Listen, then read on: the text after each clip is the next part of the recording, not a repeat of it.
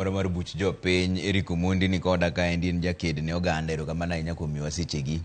Erico, wachaka ne gi weche misebedo kitimo ne oganda. Ang'o miyo nichako chenro mar miluongo ni Sisi kwa Sisi?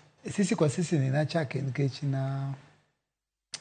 na pimo taneno ka jopiny ni kendgi. Onge ng'ama biro konyogi. To jopiny ne rito kuma konyo wuoke to onge ng'ama biro konyo. Koro nani mondo wakel jopiny kanyakla. Mondo tabu ma jopiny nigo. Mondo gimany konyruok. Ma kuom jopiny. Koro kaka nyingno wacho Sisi kwa Sisi. En mana jopiny kuom jopiny. Jopiny konyo jopiny.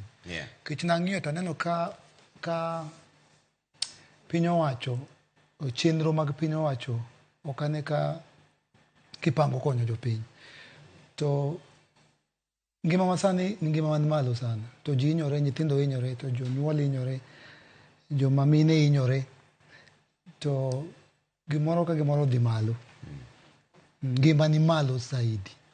To naneno ni achaki gimoro ma chalo chama mag mine wagi. Makoro wakawo ng'at achiel ma hinyore. To wachokre waduto to wakonye. To kiny wakawo ng'ama chielo. To kwa maki to wa make sure ni waweyi ka ngima ni duto lokore. Tu yiero jogi nade?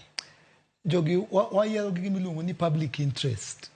Nitie cases moko ma kata in kineno. Most of cases matimo gi jopiny makelona. Iluongo ni tagging. Ng'ato posto ji tag. Mane mbui ka en? Mbui ka. Koro ni Eric Omondi wakonyo ma. Timeno cases mang'eny ma jopiny oluongo Sisi kwa Sisi. Ineno ka rumo pi ahinya. Ke jopiny ema oluongo. Koro gini osebedo kosekonyo ji 67. Chakre no wachake. 67. To nichake chieng' mane? Nochake dweche 5 mokalo. 67 cases. Manya watimo nyoro molo ka. Ting'eni ma onge chama, ma onge kabila, ma onge mar jopiny.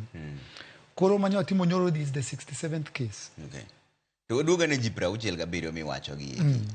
Ratiro ni kanye mar neno ni ng'ato